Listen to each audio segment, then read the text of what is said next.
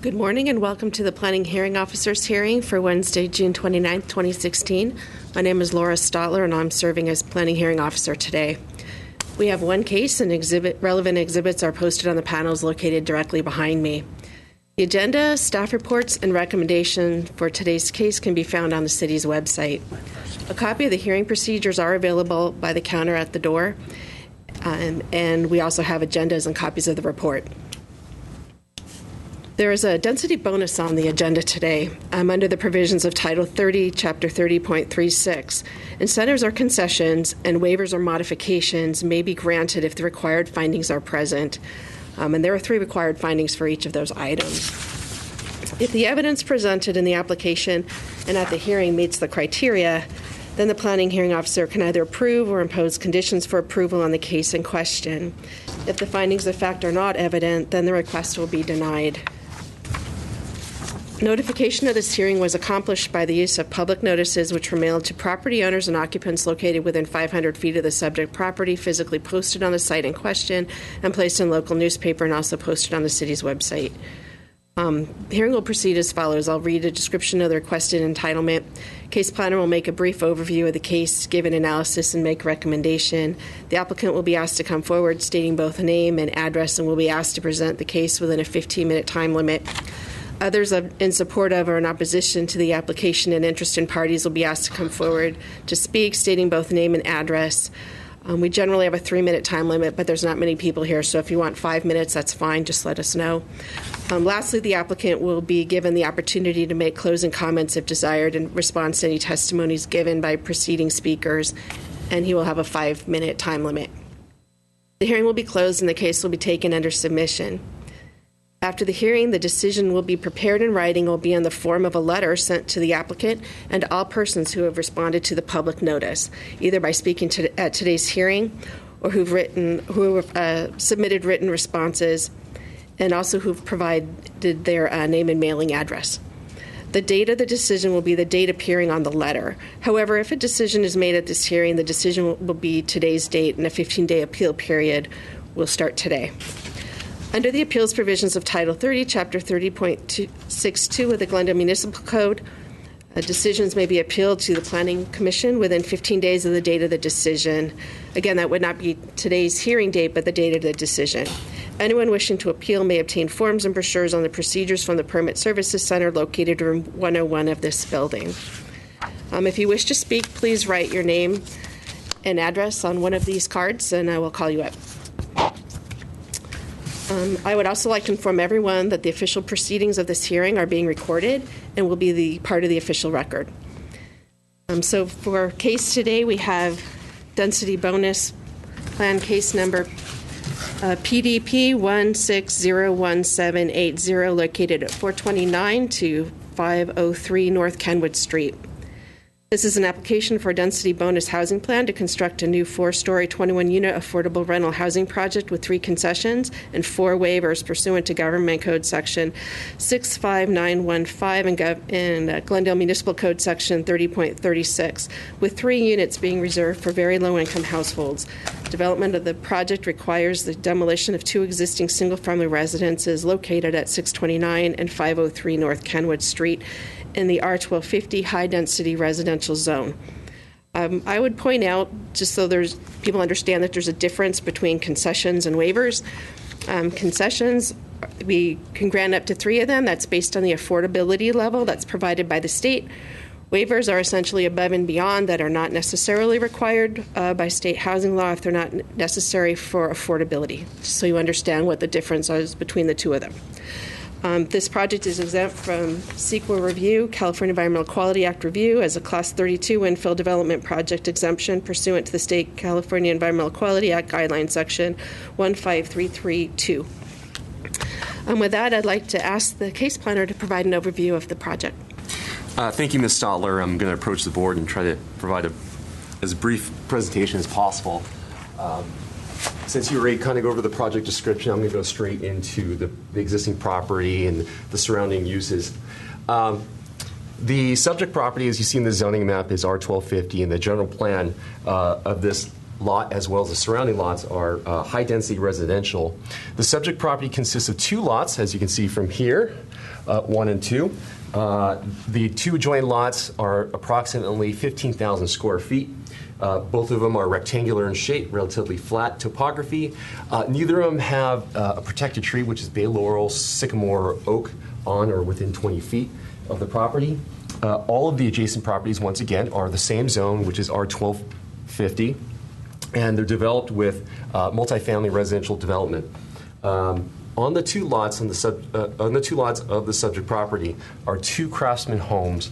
By reconnaissance survey in 2007, they were both listed with a California Historical Resource Code of 6L, which is ineligible for local listing or designation, but may warrant special consideration.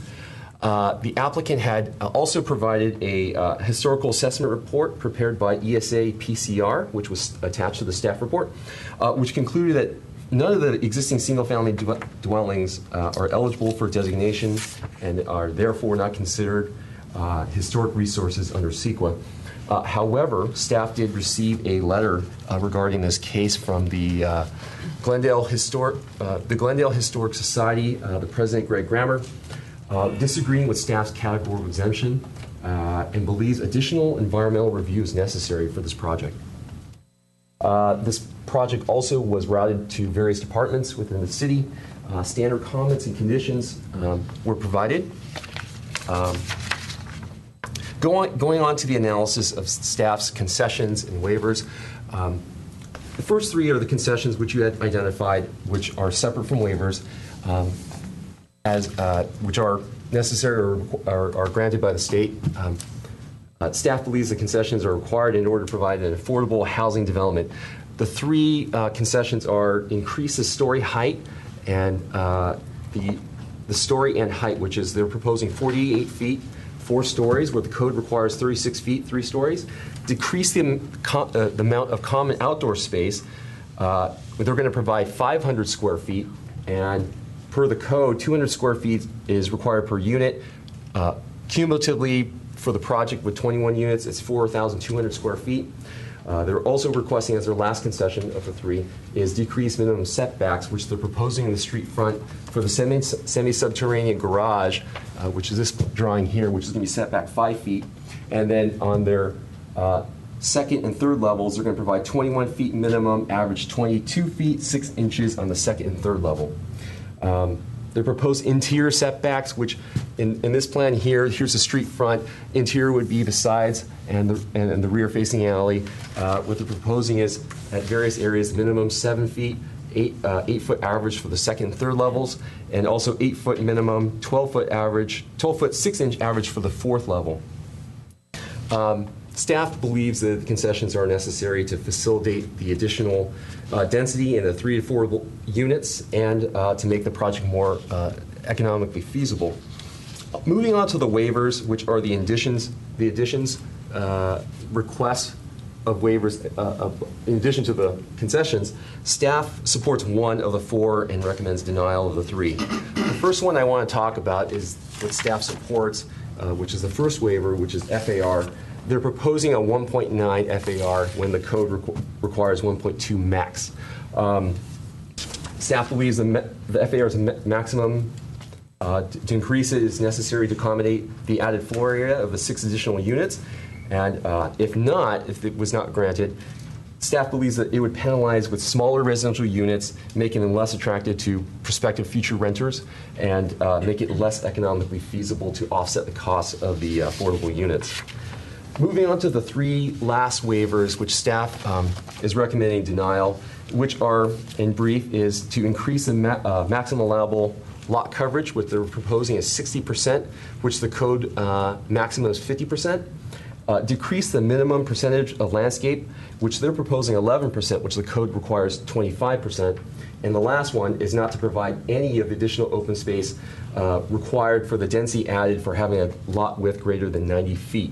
The code in this configuration area for the lot width it would require 1,100 additional square feet of additional open space. And where would that be required? It would be within the first 50% of the lot, has to be visible, facing the street, and on the ground floor.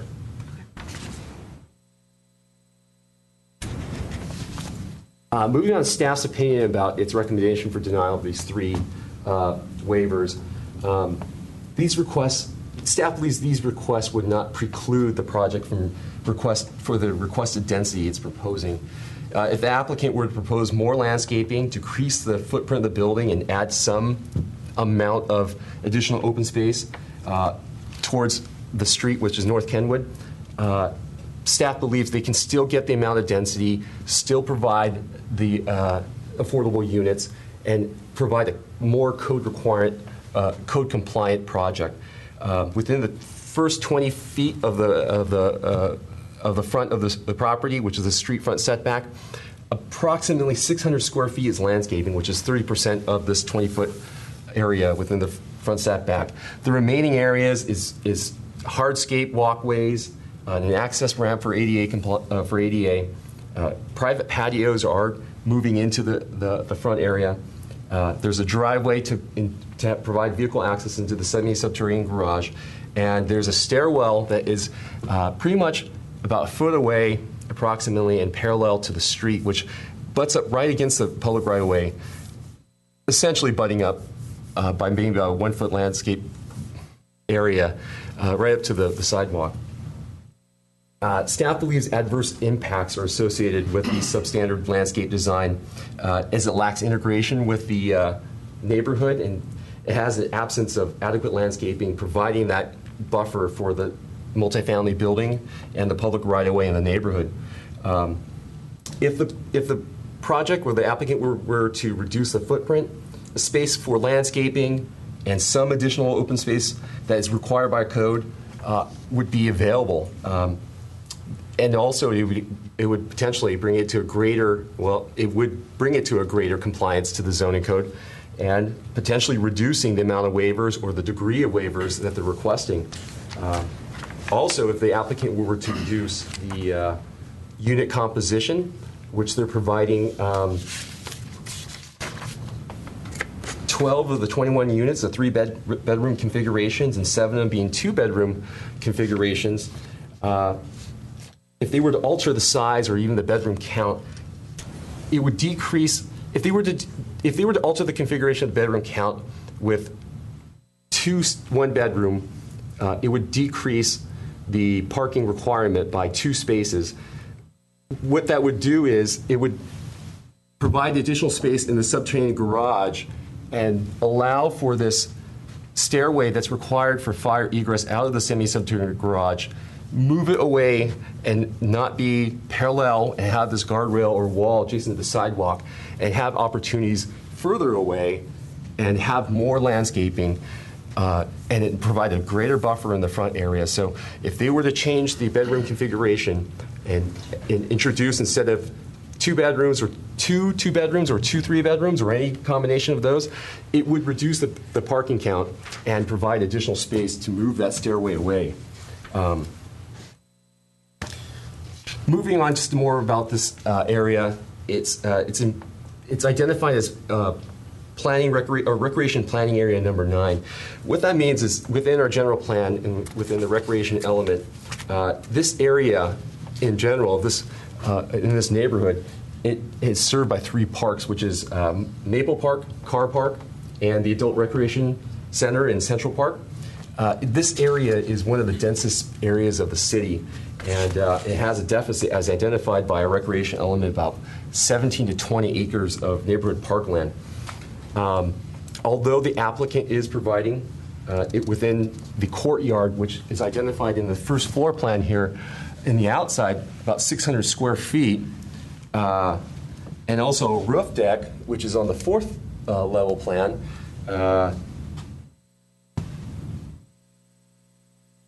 over here, which is at the front, about 400 square feet, and also an indoor recreation room, which is also 920 square feet at the first level. Staff feels that it's kind of limited in its outdoor utility for outdoor recreation or any opportunities for any outdoor space for these potential new residents. Taking consideration of the concessions, which are the additional height and story, and the reduced amount of common outdoor space, reduced setbacks at all levels, at the front and the interior, and the waiver to exceed the FAR, staff really believes that there are opportunities available that will not preclude the development of the added density and the affordable units. So they believe there can be greater compliance without the 3 waivers that staff is not recommending approval of. Last, moving on to parking concessions, which is separate from the concessions that they're requesting. The zoning code allows for studios and 1-bedrooms to provide, once again, 1 parking space, which they have 0 right now. The 2 or 3 bedrooms that all of the unit composition requires 2 parking spaces. As proposed within the subterranean garage, they have a total of 42 parking spaces, which complies with the section of the code. Moving on, just to kind of conclude what staff is kind of its point about the lack of landscaping, common outdoor space, and buffer area in the front. The purpose of open space and landscaping requirement is to have an effective separation to foster for compatibility, identity with the neighborhood, privacy, light, air, ventilation, and to provide landscape areas for the living and working environment for visual relief and recreation. As proposed, the project doesn't provide adequate amount of landscaping and additional open space, and staff believes there's adverse impacts presented to the health, safety, and the physical environment of the property and the surrounding neighborhood. Before I conclude my staff's presentation and on to its recommendation, staff did receive some calls from the public and also emails. They're presented to you and printed out into the file. In short, there was a Mr. Tom and D. Ellison, which concurs with staff's recommendation and conditions. We did receive some correspondences from Mr. Noel Johnson, which I believe is here. And he had some questions, and I think he's going to further bolster or actually give his final input or as far as his testimony on that. I did receive a email from a Stephen Spinner in regards to displacement, because I think he's one of the residents of the identified single-family homes on the subject lot. And also received a phone call from Alfred. I didn't quite get his last name. He lives out of state. He's the owner of 432 North Kenwood. He just had some concerns. He had some about the overall height of it being a 4-story volume, and its monumentality of it being within the whole neighborhood of mostly being 3-story, 2-story multifamily homes. So 432, so he's on this block. That's correct. Okay. Yeah.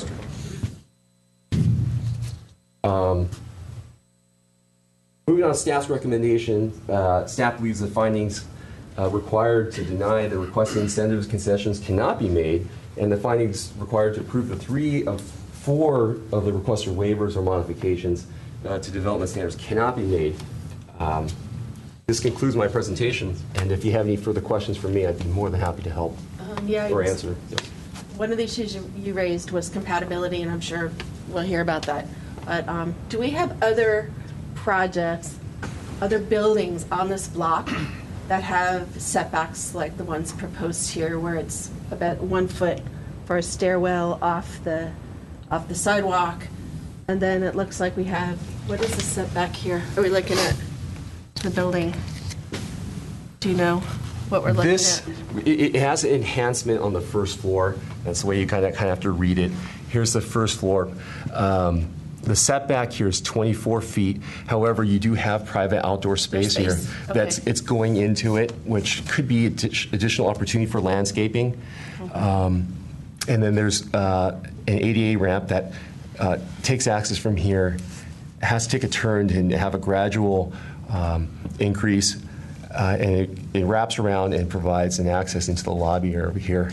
And also there's circulation for it to go on the side over here as well. Okay, so the ramp is going to have railings as well as the stairwell too? Correct. All right. Okay. Do we have any similar type buildings on this block that you've noticed? None that I didn't have noticed that have anything that has like a this much amount of hardscape in the front and a lack of landscaping, and also having a stairwell to the semi-subterranean garage, which is really abuts up to the sidewalk. So there's nothing that I have identified within the immediate neighborhood. Okay, thanks. Thank you. Then I have the applicant owner and also the architect, so I don't know if you wanted to come up together or how you wanted to address that. It looks like we're going to hear from Yannick Dombrova. Good morning. Good morning, everybody. My name is Yannick Dombrova. My address is 1111 North Topanga Canyon, CA 90290. I'm the architect for the project, and the project, I think, was very well presented by staff. So rather than reiterate everything that's been said, I want to just proceed forward. Our general understanding is that there's a need for housing, this sort of housing, in Glendale at a larger scale. People are very concerned about traffic, and one of the reasons we have so much traffic throughout Southern California and our region is that the housing is not located near the places of employment. I realize a lot of housing has been recently built in the city of Glendale, but the units that have been built are relatively small. They're not family-oriented. And so what we focused on is filling that need for the housing for families. All the units, and I think this can address all the points that were brought up by staff that have to do with available open space, with the volume of the building, the height of the building, and we can discuss it in terms of the neighborhood and the context.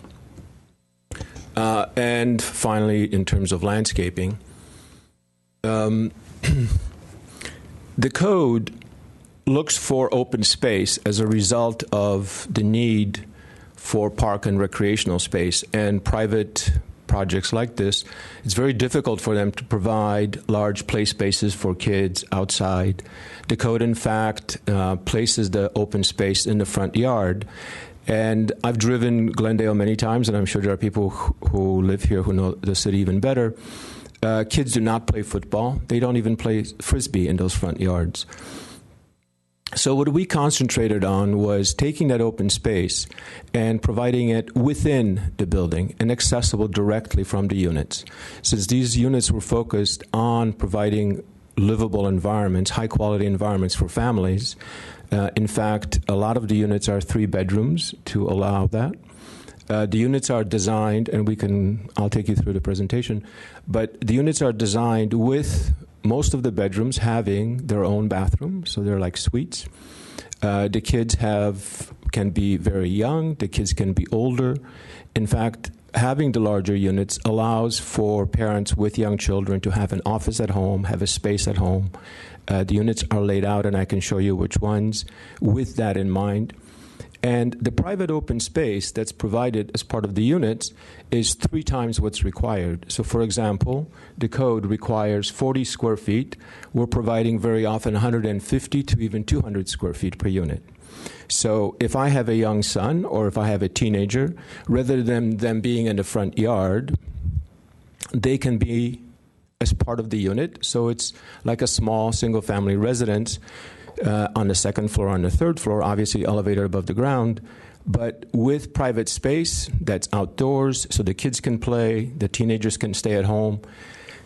And the same attitude was used, or the same philosophy was used throughout the building. As Steph mentioned, we have a very large recreation space, and I'll take you through the recreation space. It was designed with the use of the building in mind at a larger scale. So the courtyard is not just a circulation place for fire exiting, or not even just for daylight and air, but it's in fact designed as a large room that extends into the building, and the recreational space is part of that courtyard.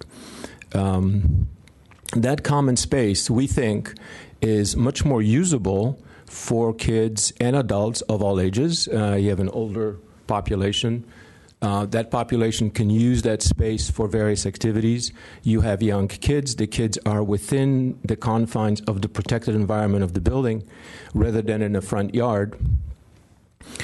In terms of the height of the building, and I'll show you in the presentation, there's a very interesting interpretation of the code that's been going on for a while in the city of Glendale, and I think this applies in the same way as the interpretation of the code about the open space.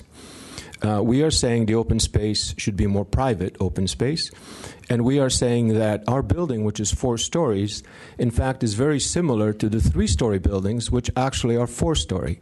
There are many buildings along Kenwood, there are buildings along Louise, which are actually 4-story buildings, except people have been calling garages not a story. So across the street, 432, is a 3.5-story building. It's not a 3-story building. And there are buildings on the corner going further south, and obviously closer to the freeway at 600 on North Kenwood. There's a very large 4-story building.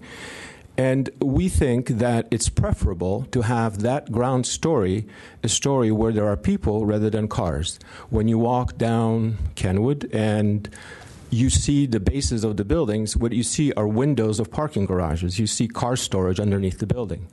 So we made the effort to press the garage deeper into the ground. We have a subterranean garage. Our garage is 90% subterranean. Most of the garages are either 40%, and many of them are actually 10% subterranean. So they really are above grade, and they're 4-story buildings as a result. And I have a list of addresses, and we can compare the heights of the buildings one by one. So I think what it comes down to is, how does one interpret these various aspects of the code, and does one follow the letter of the code, or does one follow the intention of the code? And I think as an architect, as a planner, as a teacher, as a parent, I think it's much more important to follow the intention of the code. There was a great effort made by us and by staff to work diligently and for a long time. This book is pretty thick. There are lots of versions, and both the urban planning staff and the planning staff realized that a lot of time was invested and spent on what actually is being presented right now. The concern about the percentage of landscaping, we can increase that percentage so that it's closer to the 25. We have the available space. We will just have to simply eliminate some of the private open space and dedicate it to landscaping. We can move the stairway from the garage, which is causing concern if necessary. We do have the space. We rearranged the parking garage, and we could potentially move that space out of the way so it doesn't cause a problem. And we can increase the amount of green landscaping as opposed to the hardscape in the front yard. We did it for compositional reasons. When I drive around parts of the city in Glendale, the residential parts of the city, I see a kind of deficit of really careful landscape thinking. There are lots of lawns, but they're not in very good shape. They also don't necessarily make sense in terms of our drought.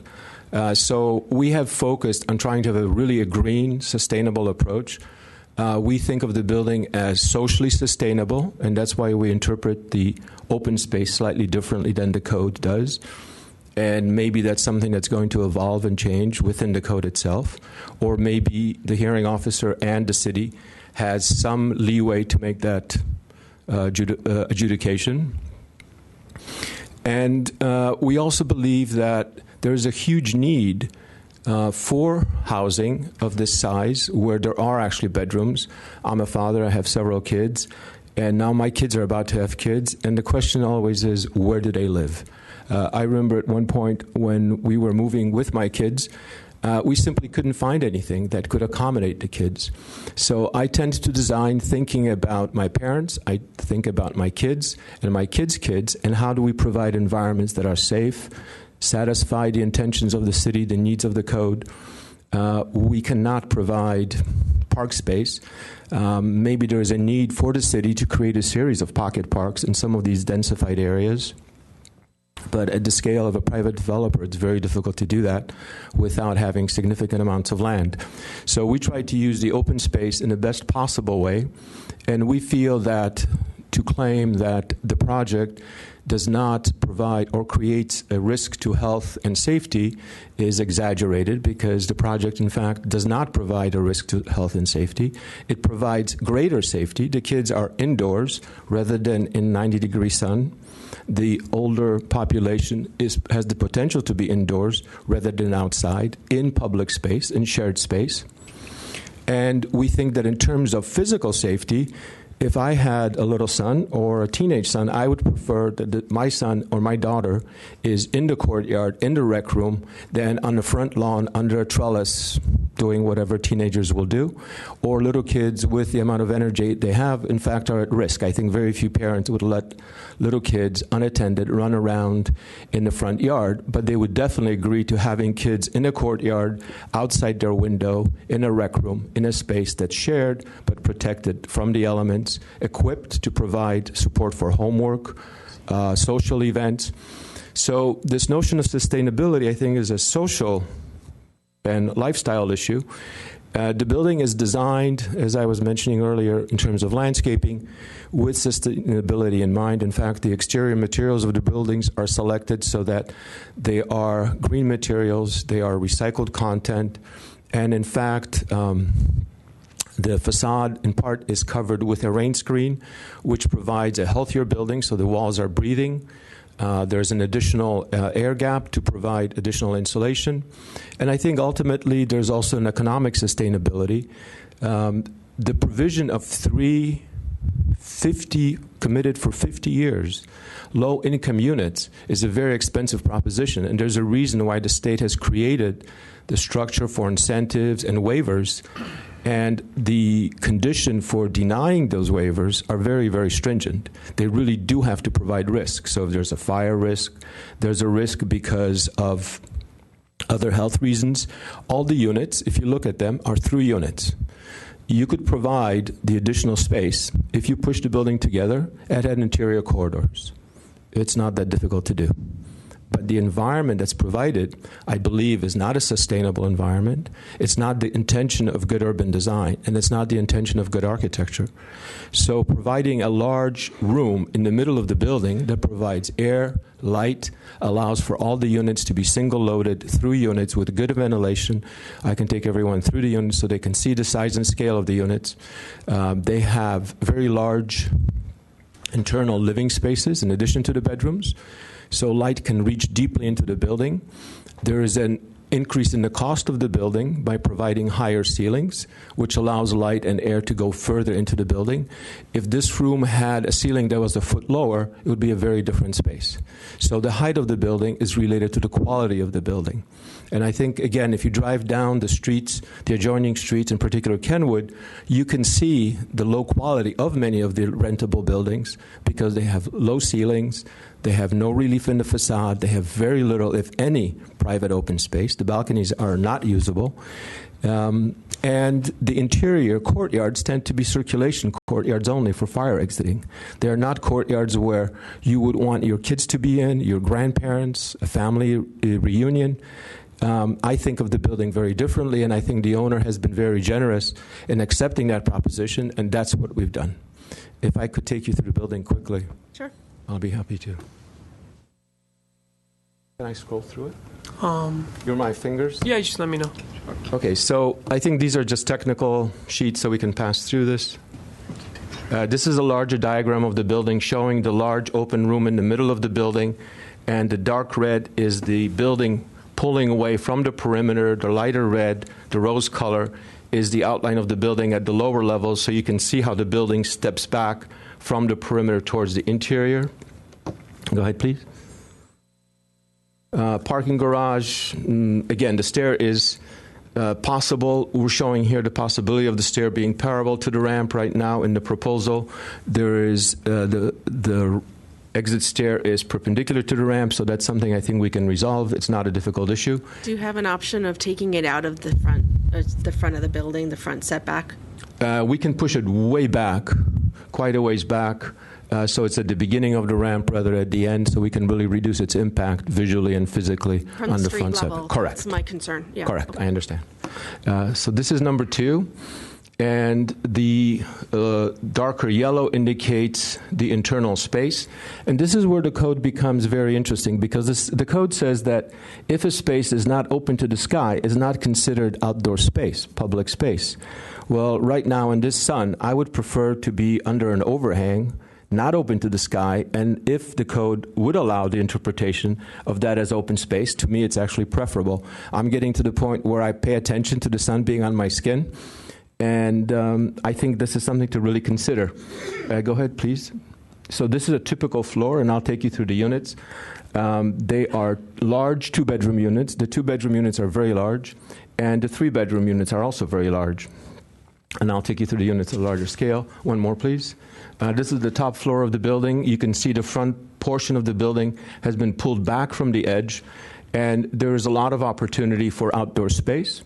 The nature of that space, you can see that the roof of the building is pulled back. It's set up for photovoltaics and all the power-related sustainability issues, solar water heating, on all of those things.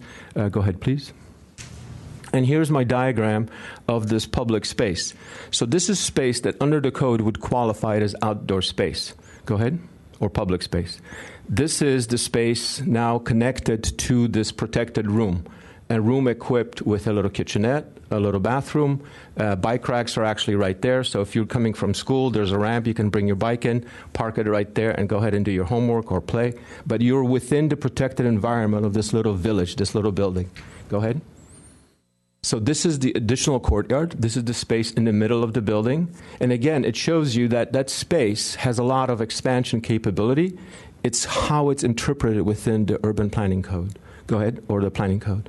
And then the same thing on the outside. And this is very important, that the courtyard connects to the north side of the building.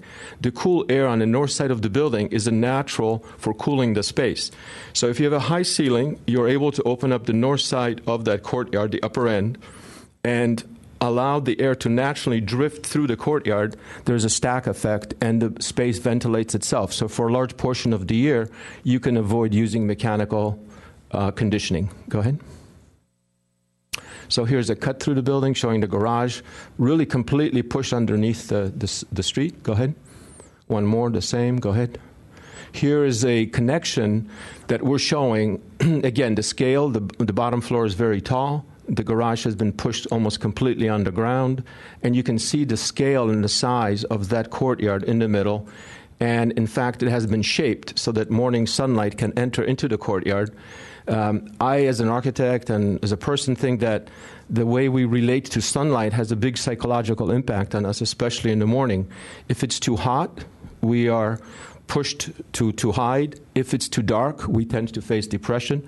So I think how the courtyard is lit early in the morning is very important for everyone's day. Go ahead. And then the courtyard looking in the other direction. Go ahead. So these are two-bedroom units, both two bedrooms, and you can see that in the middle, I don't have a pointer, but in the middle there's a large open room which goes front to back from the courtyard to the exterior. So it's a wide band of space with daylight and ventilation at both ends. And the bedroom units are set up with their own bathroom suites and a laundry room and a powder room. Go ahead. So another two-bedroom unit in a corner. Go back for a second.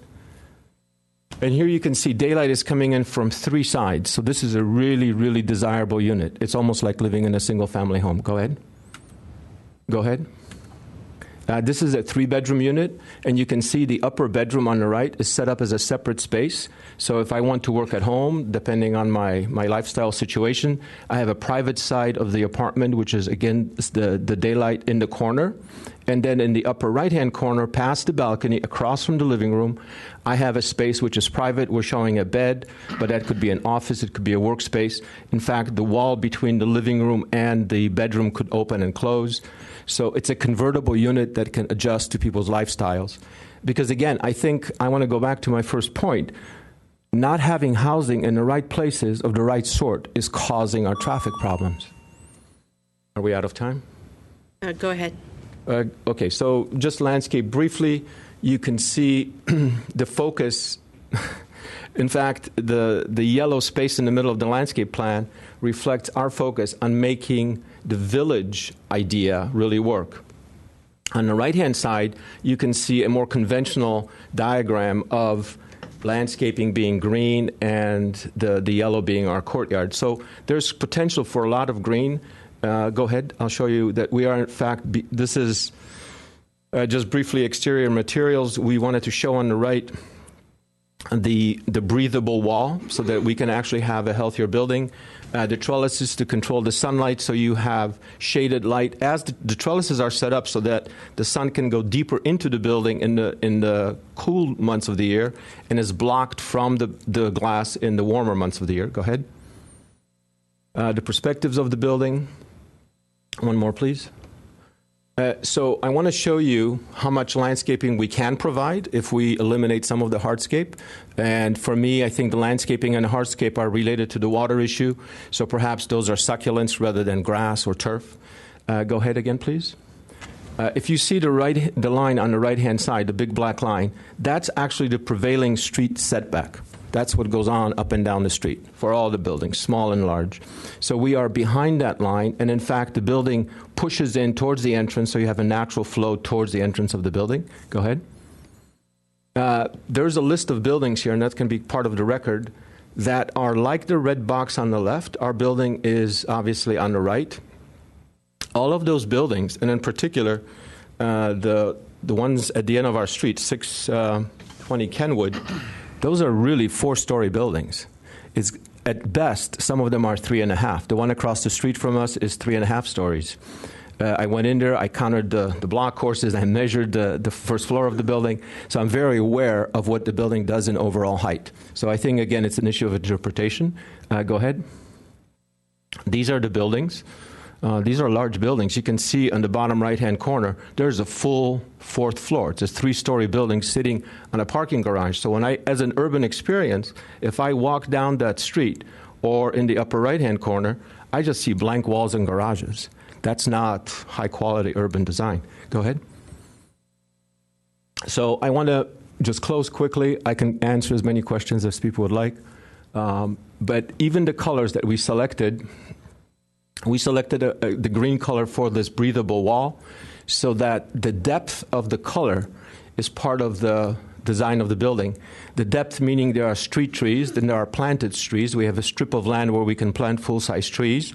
And what we would like to do is plant liquid ambers in that private zone. So we have tall trees that screen the building. I can take you to the section and show you that. So people walk between the existing magnolias and the new liquid ambers.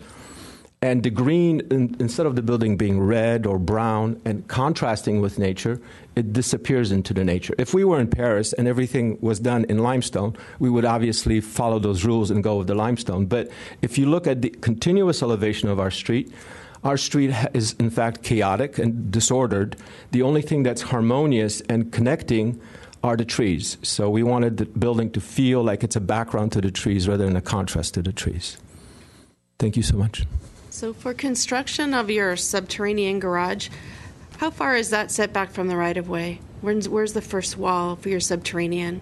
In the street right-of-way, the wall of our subterranean is 5 feet away. So we have a 5-foot zone next to the sidewalk for planting full-scale trees. So we can create an LA of trees. Wait a minute, is that from, like 5 foot back from the excuse sidewalk me, towards excuse the me. front of the building? Excuse me. Yeah.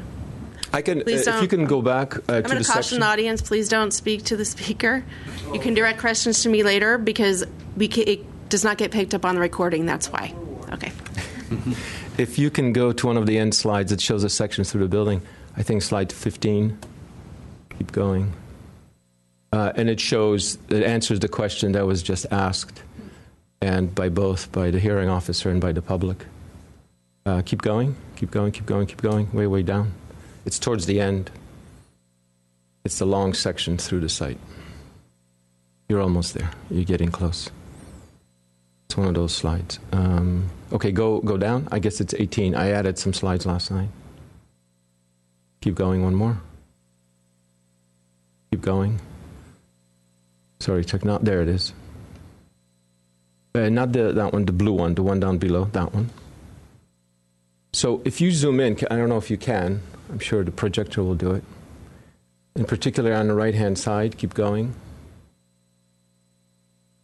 So right to the right, you're seeing two trees on the right-hand side. The left tree, you can see the magnolias at 432 are actually almost 3 stories. In fact, they obstruct 432, so when you look at 432, you don't see much of it, and that's the purpose of street trees.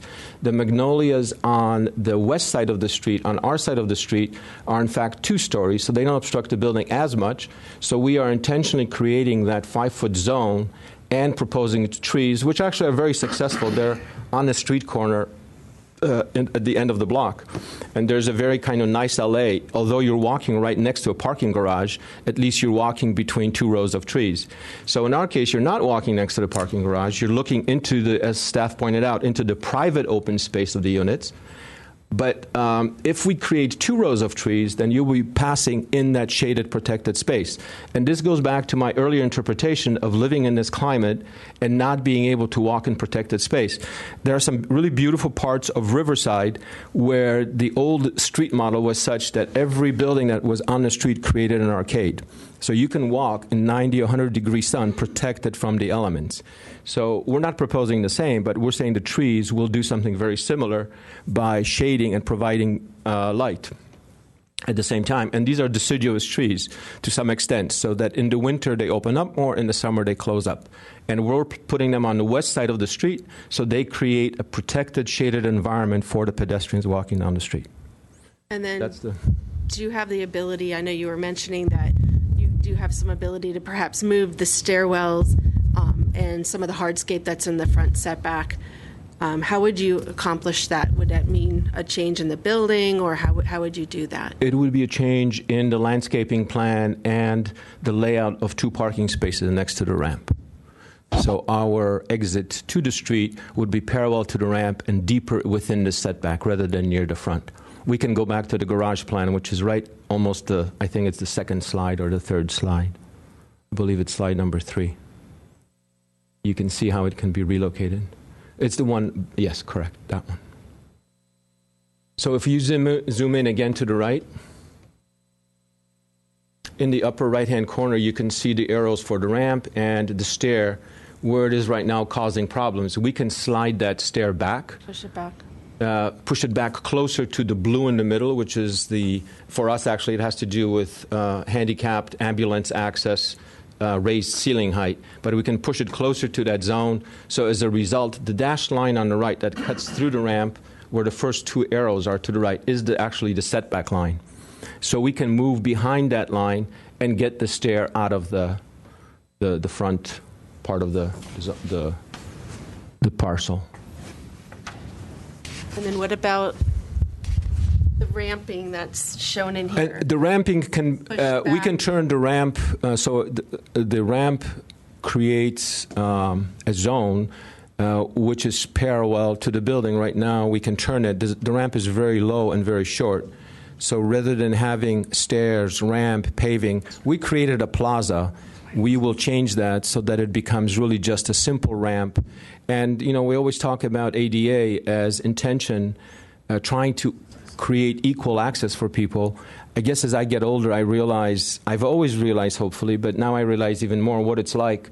We were walking together from the parking structure, and stairs are difficult. So I'm thinking that rather than having entrance stairs, we may even just consider having a small ramp. So you feel like you're going up to the building, you're going up, but you're going up through to the main entrance and eliminate the stairs at all, and that'll provide us more landscaping. Okay. So for kids, bikes, actually it makes sense because we talked a lot about how the bikes come into the courtyard. So now the bikes get kind of primary, straight up, no stairs, no going around the ramp. You just go up the ramp and there you are. Okay. And the ramp is very low, very short. Thanks. Ms. Stotler, if I can just ask the applicant, just for clarifications, I'm not familiar with your latest slide of the subterranean garage. I just wanted to verify if the stairway, it had a minimum clearance of 44 inches. I believe that's required by fire code. Correct. Just to make sure, and I know they're going to require a gate or a door that closes. for security purposes also as well. But That's all correct. We had one extra parking space, so we can modify that space now. We have a space where you see all the red lines, so we will reassign one of the spaces, the one that's affected. For those people in the public or in the audience who do not understand, the parking code requires additional width for edge spaces that are against walls. So we will provide that space by moving the extra space will be the one that will not have that extra bit of parking space. It's not required, so it can be used for anything, but we will have the code required width for the edge spaces, and we will move the stair back. Okay, that could be worked out. I'm sure that's just tweaking a plan. It looks like my major issue was putting all this hardscape when you're reducing the landscaping in the front setback. Now suddenly you have a compatibility issue because the rest of the street that I saw didn't appear to have lots of railings and lots of hardscape. It seems to be a predominant open space when you look at that street. You have grass, a lot of landscaping in the front. Looks to me like you have 15 to 20 foot setbacks for every unit in there, with the exception of perhaps two that looked like they were old code, and they were all parking. And I don't think anybody wants to use that as an example. So that's why that's my major concern with compatibility. One of the issues we have with affordable units is we don't want the building to stand out. We want the building to absolutely blend in with the community. So I think you've addressed some of my concerns with that. And I understand that from what you're saying that you do need that for affordability. And I'm also understanding that you are designing other open space, even if it perhaps isn't private open space or common outdoor in the front. As long as that common outdoor area is landscaped and similar to what we have on the neighboring properties, I think you're addressing my issue of compatibility and not creating a building that would stand out as an affordable building. We don't want that to happen anymore. I understand completely. Okay. Thank you. Thank you. And next I have George Bogosian.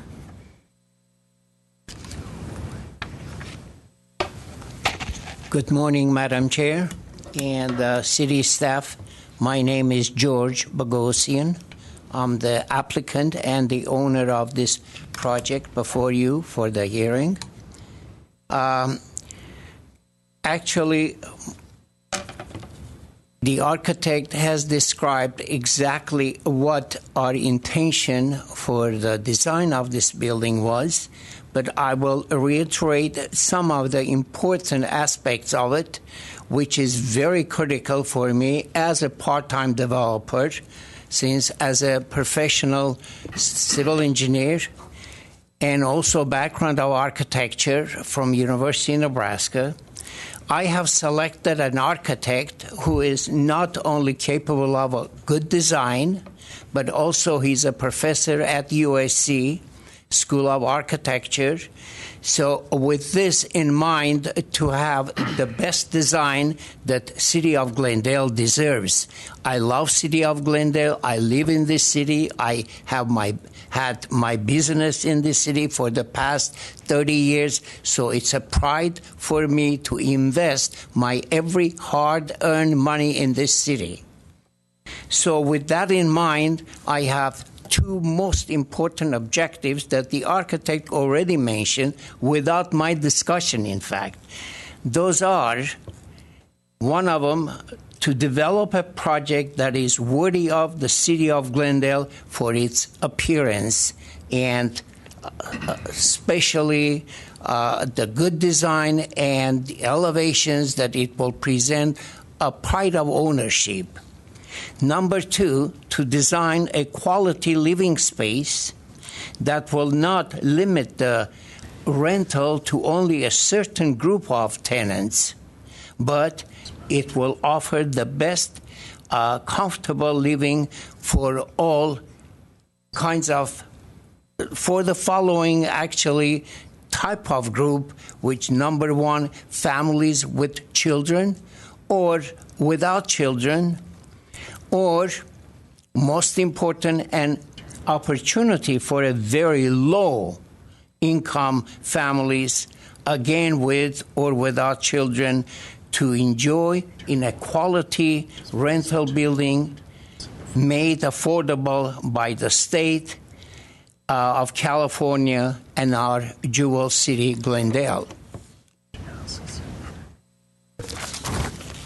Again, to achieve these goals, I had Mr. Yannick Dombrova, who is, as I said, he is a professor of architecture in the school in the USC, University of California, Southern California, very prestigious school. He has come out with the best designs to satisfy the needs and concerns that I have. And I am really hoping that with these three of the items that he indicated, we will improve some of those three waivers that it's not satisfactory to the planning department. We will work to make as much as possible to create that requirement, but without changing the footprint of the building. Because I do have other buildings in fact, right in 318 North Kenwood, which is on Kenwood, one block further south. The units are approximately $1,150 for 2-bedroom and for 3-bedroom, 1,450 square feet. And most of the tenants, they have been complaining as the bedrooms are very small. And I have had problems with that throughout the years. With this design that we are presenting to you, most of them are, the 3 bedrooms are no more than 1,400, 1,450 square foot. So it's not something of a very large, but only 4 of the units are above 1,450. With this in mind, I hope with giving 55 years for a low moderate housing, we will be able to build this beautiful project with your approval, and I respectfully request the approval of this beautiful project. And as I said, we will try to make any additional changes that will enhance the landscaping and the open space, which are the concern of the planning department. Other than that, I will answer any other questions later if there is any. Okay, thank you. Thank you. Next, I'd like to call forward Noel Johnson, followed by Catherine Jura. Good morning. My name is Noel Johnson. My wife and I own a condominium at 412 North Kenwood Street, where we've lived for approximately 30 years. That building, from property line to property line, is about 150 feet from the proposed project. I'm here today to urge that you reject not only all 4 waivers sought, but also the 3 concessions. I think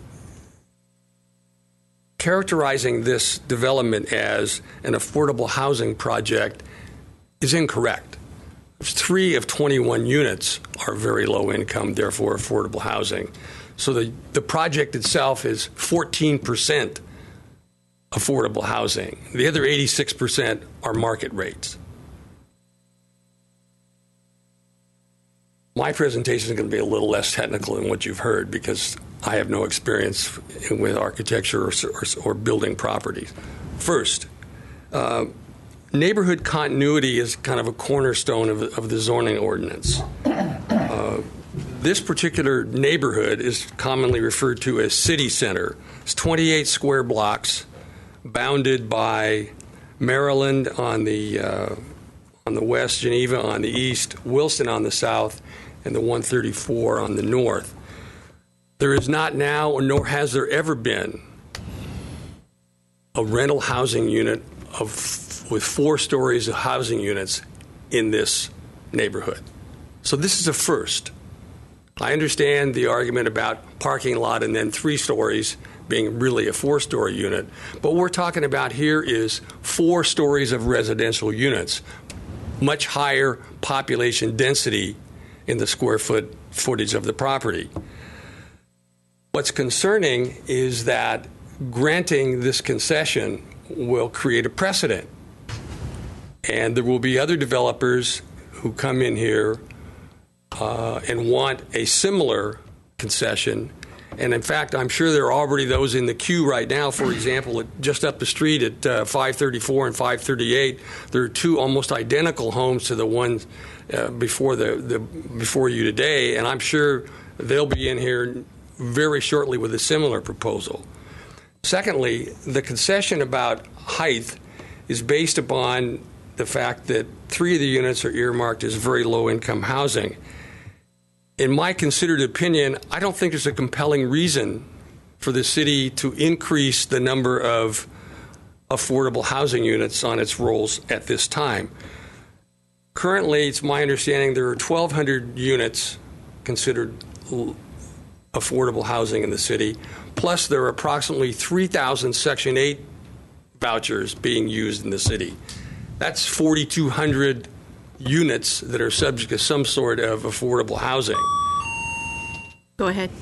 The typical municipal goal for affordable housing is 10% of the rental units. This city has 47,000 rental units, latest statistics. Currently, you have 4,200 affordable housing. That's 90% of the 10%. So the city's almost there. There's no compulsion to go forward for 3 more units at this point. More importantly, there are currently, per the website, 125 affordable housing units under construction at this moment, including 70 just 3 blocks down Kenwood Street from this proposed project. So tying the 2 things together, 4 stories of residence for the purpose of gaining 3 affordable housing, I don't think it washes. Secondly, the old words from the movie All the President's Men, follow the money. I had a conversation with Mr. Bogosian on the telephone about a week ago, and when we were talking about the 6 additional units, the bonuses that was being afforded to him, he said, and I'm quoting now, that's $1 million for the city and $1 million for me. And I said, I'm not sure what you're talking about. And he said, well, it costs about $300,000 to build each unit. The city gets 3 and I get 3. So that's $1 million and $1 million. That misstates the facts, because all of the financial benefits of this project go to the applicant. None goes to the city. In fact, calculating the estimated rents at market value for 12 3-bedrooms and 6 2-bedrooms, plus the 3 units that would be capped, my figures demonstrated that the applicant will enjoy an additional $125,000 a year in apartment rental income above what he would have acquired by renting 15 units without the bonus density.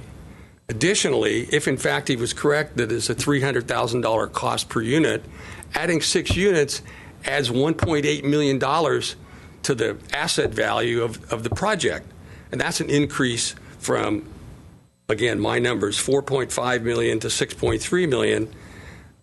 $1.8 million is a 40% increase. So he gets an enormous windfall. The city gets nothing financially. Lastly, if you guys grant concession 2 and the 4 waivers, the zoning ordinance will be eviscerated because, A, the footprint on the lot will increase by 20%. The density, the FAR that Dennis spoke to earlier, will increase by 60%. the landscaping required by ordinance will decrease by 75%, and the amount of common open space will be decreased by 90%. So everything, again, runs in the favor of the developer to the disadvantage, particularly of the citizens and the neighbors who live on Kenwood Street. And I would take exception to something Mr. Bogosian mentioned. I've looked at his building at 318. I hope this building looks a lot better than that one.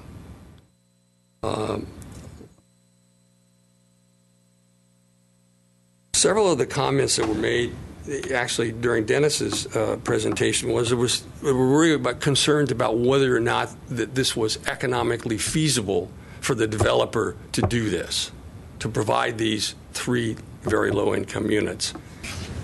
I don't think that should be the city's concern. In other words, the viability of economically for the builder. Obviously, yes, he can't lose money, but you should be looking primarily at the benefit to the city.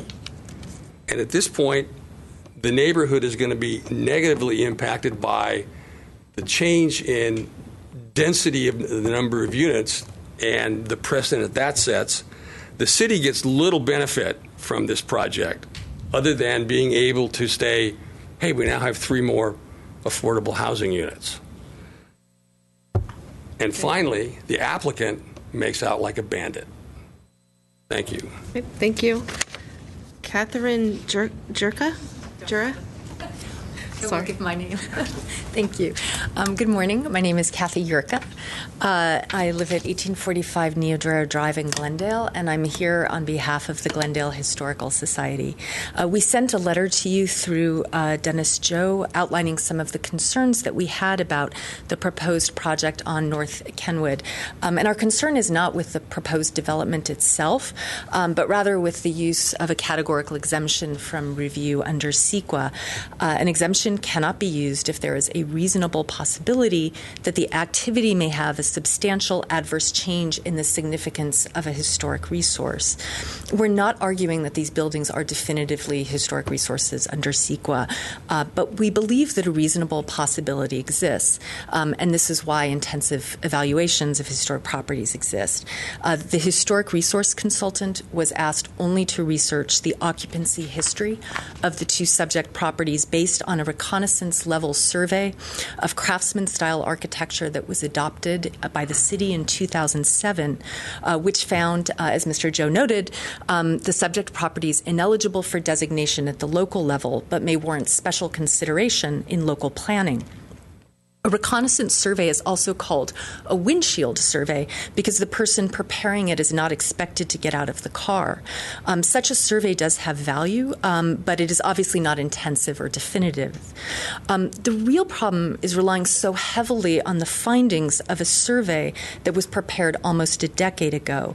Local historic resource surveys are supposed to be updated every 5 years to take account of changes in properties and also in the surroundings of properties, including demolition of other craftsman bungalows and other houses, new development.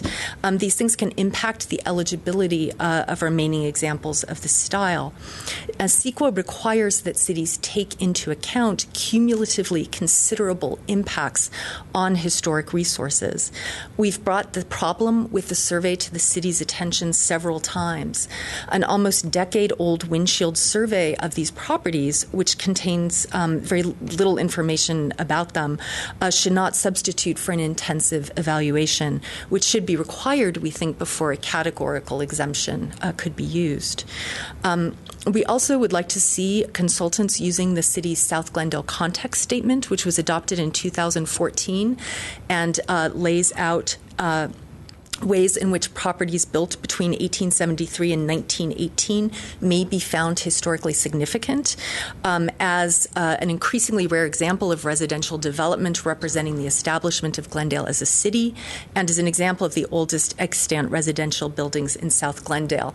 They can be found significant if they meet certain conditions, and we believe that these buildings may do. So again, we're not arguing that these are historic resources, only that a proper evaluation evaluation should be required to make that determination. This is one of several projects that is moving through the process that involves the demolition of older houses and craftsman bungalows in Glendale, or their radical alteration. We know that planning is severely understaffed, but there's a process that the city should be following when dealing with historic resources.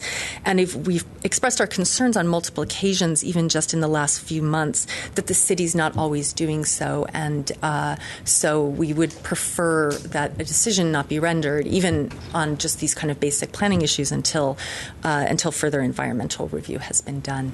Thank you. Okay, thanks.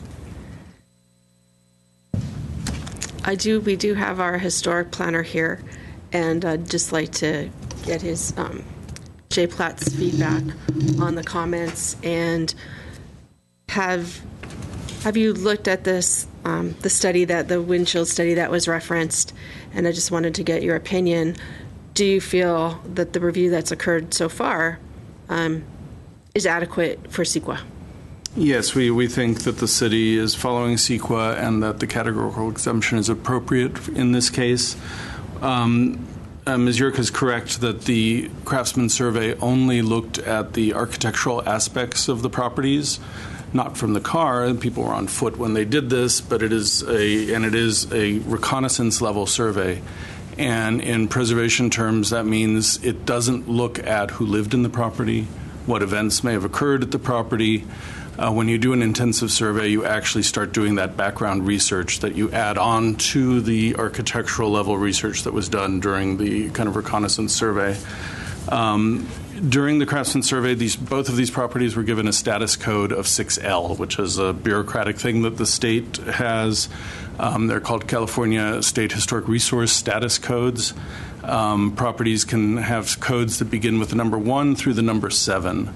Anything that begins with a 1 through a 5 is a presumptive historic resource or a designated historic resource under CEQA, and we'd be treating it very differently than we're looking at these two properties. A 6L, as Ms. Yurka said, is a property that is determined based on that windshield or reconnaissance survey to be ineligible for local designation, focusing on its architectural character, its character-defining features, and its retention of those features, and then invokes a second part of the clause, may be eligible for special consideration in planning. The Historical Society is very familiar with how we've treated these properties over the years.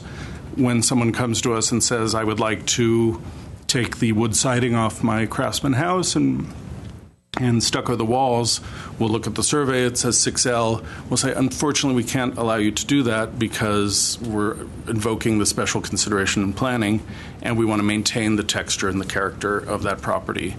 When someone comes to us and says, we would like to tear down that Craftsman house, then we ask a consultant to provide additional information that's going to help us render a decision whether a categorical exemption is appropriate or if an EIR might be needed. So in this case, the property owner hired a consulting firm that does cultural resource work.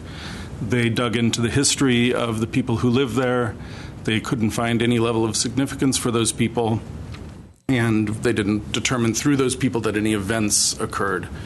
We have 5 criteria for designation on the Glendale Register, which is kind of our baseline. The first one is for significant events that may have occurred at a property. The second is for significant people associated with the property.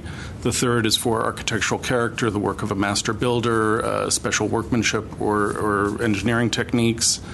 The fourth involves archaeology, which we never really invoke in these single-family house issues here. And we also have provisions if something were discovered during construction to stop work and investigate. And then we have a fifth criterion looking at properties that are like these two houses that convey a connection to the early heritage of the city. When we added the fifth criterion, we did that as an incentive to give property owners of 6Ls the opportunity to have their properties listed on the Glendale Register and protect them. Unfortunately, in this case, the owner decided not to take us up on that criterion. So in this case, we're really focusing on the first three. We've determined through the Craftsman Survey, which we acknowledge is out of date, but we have investigated the two properties to see if they've changed materially since the Craftsman Survey was conducted. They're pretty much, I believe, exactly in the same condition based on the photos that we have. And Ms. Yurka is correct that over time we will be losing properties as developments like this are proposed and ultimately possibly approved.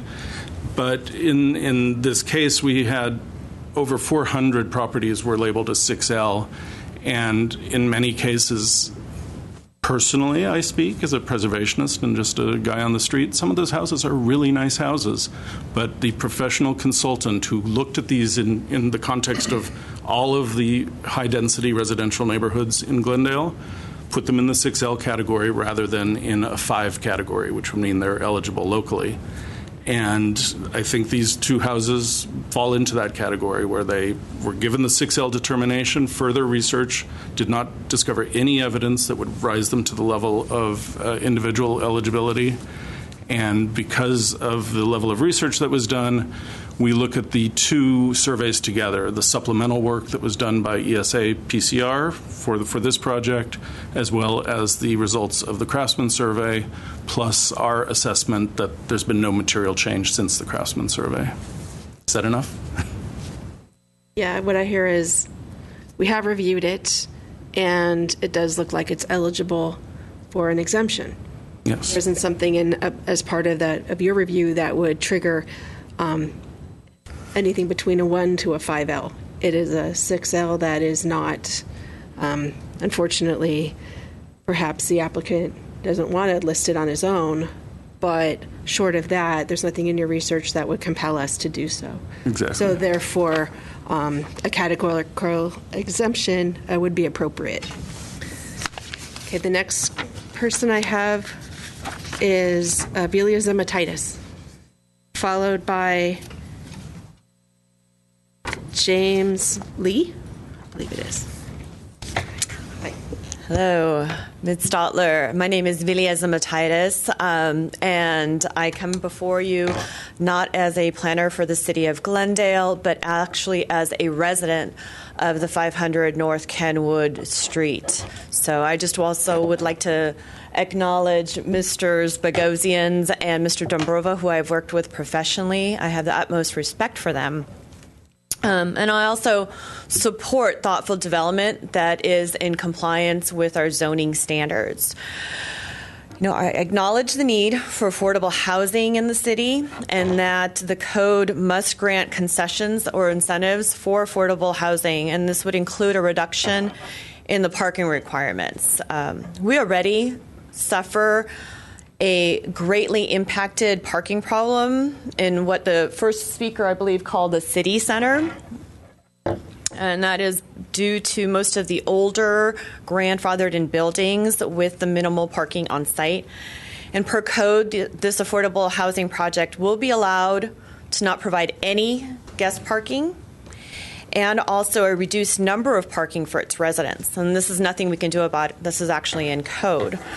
This 21-unit affordable project is allowed by right concessions to make the project more economically feasible.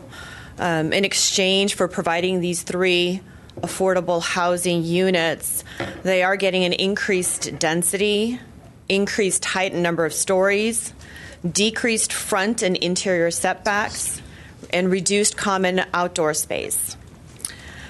However, I come before you in strong opposition to the requested additional waivers for this affordable project. And these would basically be variances for increased floor area ratio, increased lot coverage, significantly decreased landscaping, and further reduced additionally required open space. The 500 block of Kenwood is somewhat of an eclectic mix of one-story, single-family residential. Actually, 4 Craftsman homes remain on this particular block, and also a mix of 2 to 3-story apartment and condominium buildings. They were all constructed under old zoning standards. Many of these, or I should say the majority of the existing buildings would not be built today because the standards specifically were changed to improve and address development issues that occurred in the past. Except for the apartment buildings with direct tucked under parking, the majority of these buildings also provide ample landscaped front yards ranging between 15, 20, 24 feet. Also, this particular street has a great canopy streetscape of mature trees, which really greatly help reduce the visual impact of these existing buildings. It's really a pedestrian-oriented neighborhood. It's close to downtown. It's a nice block to walk with these street trees, the landscape front yards, and basically the 1, 2, and 3-story mix of buildings with these front setbacks. The project, very nicely designed. I looked over the actual submitted elevations and floor plans, and they are very thoughtfully rendered, thoughtfully considered the interior spaces. But the project should respect the historical residential development pattern of the existing streetscape. If the subterranean garage was lowered and the stairwell proposed at the front property line was relocated somewhere else on the 15,000 square foot lot, and also the handicap ramps, which are currently taking over a greater percentage of that front yard, be reduced. More landscaping could be installed, making the project more compatible with the immediate neighborhood. And I'm very happy to hear in the previous discussion that is a consideration at this point by the applicant. The project could also be more code compliant if the driveway was relocated with access off the alley. I know that would cause internal issues with regards to the driveway and the slope leading down into the garage, but that would be some consideration. And also if the size of the 21-unit project be reduced by lowering the bedroom count. Right now it's 14 3-bedroom units and only 7 2-bedroom units. Also, if the size was reduced, the smaller units with less bedroom counts or even a reduction of 1 unit could result in smaller deviations from the landscaping, the lot coverage, and the additional open space requirements, not to mention the overall floor area ratio. And in conclusion, as a resident of the 500 block of North Kenwood, I strongly urge the denial of any additional waivers that would negatively affect the physical environment, especially at the street front setback, and that would allow for a project to be even more incompatible with the surrounding existing neighborhood. Thank you very much. Thank you. I'll take a pass. Okay. Annie Rostamayan, followed by Joy Rostamayan.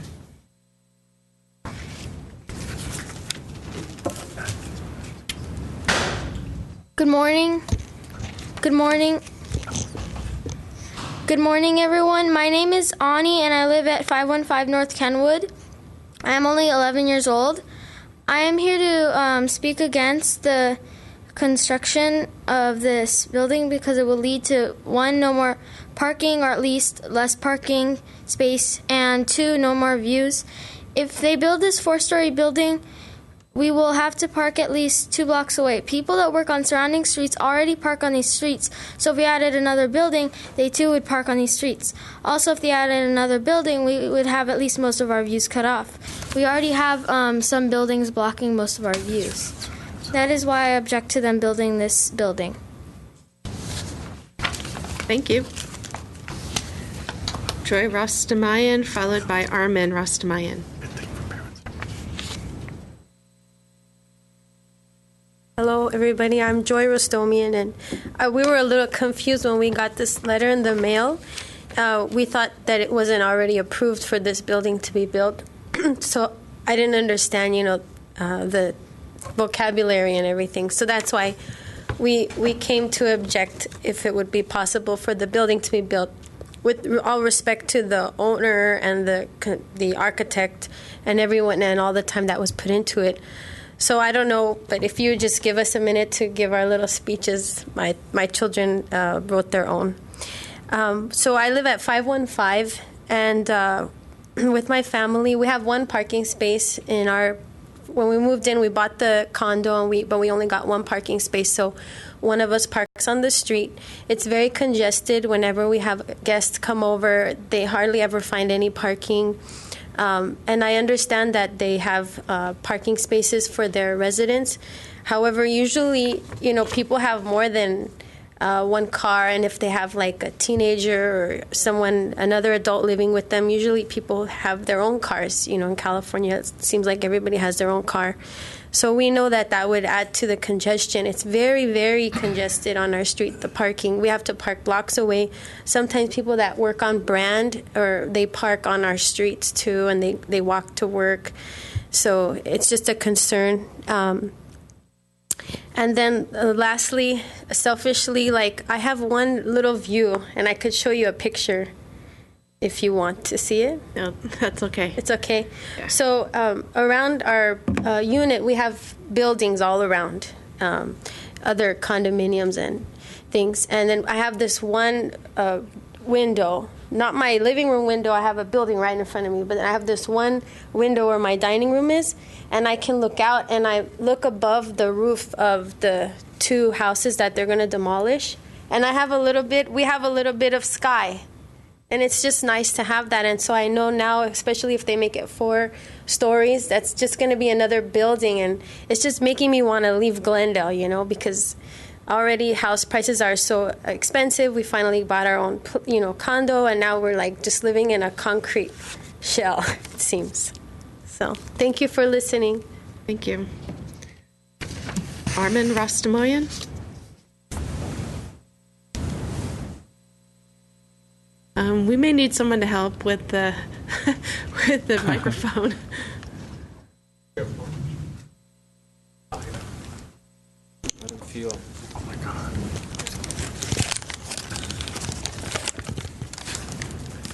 Thanks, Danny. Hello, my name is Armin, and I live on 515 North Kenwood, and I'm only 7 years old, and I am here to complain about one thing, parking, and second, view. The condo that I live in will not have a view and no parking space. Thank you. Thank you. Is there anybody else here who has not spoken who wishes to speak? If you do, please fill out a green form. I'm not seeing anybody. All right. With that, I will call forward the applicant or the architect. I'm not sure who would like to speak on behalf of the project for rebuttal. May I speak? So I would like to respond briefly to everyone's concerns. I think Mr. Johnson's concerns are, I understand him and I see his point, but I think part of the point of the housing being diversified and not low income concentrated is to give the sense to everyone, both those who have market or below market or low income housing, that we're all equal. We live in the same environment. So I think to concentrate low income housing has not only been proven many times as a kind of urban and social disaster. So the point, I think, of the city policy is to avoid that and try to have a mix. I think the mix of 3 out of 21 units is a very reasonable mix. And providing 3-bedroom, low-income apartment homes, literally apartment homes, I think is very important considering what we just heard from the kids, that there is a need for open space. There's a need for them to be able to play. And to have a building where you have an apartment which is affordable, $1,000 or less an apartment, for 2 young kids and a room for the mom or father to stay and be able to work from home to some extent, solves the parking issue to some extent, solves some of our car problems. And I think is related a little bit to Vilia's points. We are cities in transition. We're a region in transition. Glendale has seen that transition happen very rapidly recently because of the change in the economy, and a lot of units have been built, and those units in bulk, and this project as well, are following the general plan. The general plan is a large document adopted by the entire community, and it's a forward-looking document. So it's trying to help us transition from a suburban setting to an urban setting. And the pain of transition is the problem with the parking. Ms.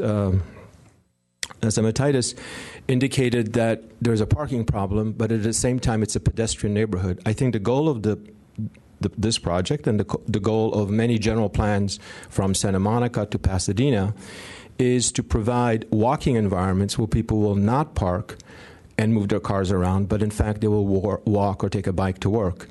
And once we get, I think, through that transition, most people acknowledge that San Francisco is a very successful city. People have cars, but not as many cars. The code is structured to support a living, walking environment. And I think Glendale is on its way to being successful because there is dense housing next to the urban core, to the city center. So I think if we can just bear through this transition, then the issue with parking and transportation will transform, and we will have pedestrian walking environments, as Vilia was indicating. And I think the concern with trees and the quality of the streetscape is very important, and I will do whatever I can to provide the best possible. I will ask the owner to invest in those trees so that we have both a visually and a physically sustainable pedestrian environment. For the young kids' concerns about the view, it's very tough. Everybody needs a piece of the sky, and hopefully, I don't know what that building is like and to what extent sky and other views are limited, but it's very difficult to give everyone every little piece. So I'm hoping that what we will give people is the kids who will live in this building will have a piece of the sky. They will have a garden on the roof. They will have an enjoyable place where they can play and do homework and have parties. And slowly the city continues to transition into a sustainable social format. Thank you. Thanks. And Mr. Bogosian, you still have time. Is there anything else that you wanted to add?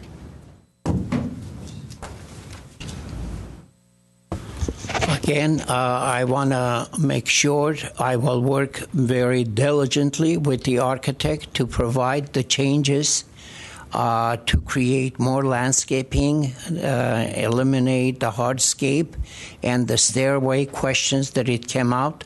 But as far as the footprint of the building, I cannot change that at all because that is the only thing I can survive with as a developer. I have reviewed very thoroughly these plans, what we have done. We have worked months and months with the department to achieve something that I feel it's good for families, not for personally myself to live in, but just for rental people to enjoy something like their own, like a residential home, not to be a bedroom that they cannot put a bed and they have nothing but problem. Every month they are 6 months or a year they will be leaving the premises. So eventually the building itself, the project itself will fail if everything is done properly. I am certain that it is very difficult to meet 100% everything what we want. We would wish to do so, but unfortunately, we are unable to. We will do our best. And again, I respectfully request that you put a very much thought in this and you approve this project, because this will be a beautiful project for people for the next 55 years that I will be assigning 3 of the units for a very low-income housing. And not only that, 2 of the 3 units will be 3-bedroom given to the housing. Only 1 of them will be 2-bedroom. Thank you again. Okay, thank you.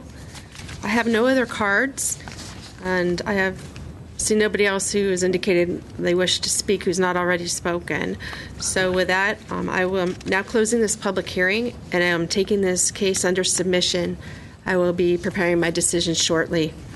There are no further items on the agenda, so this meeting is now adjourned. Thank you for coming.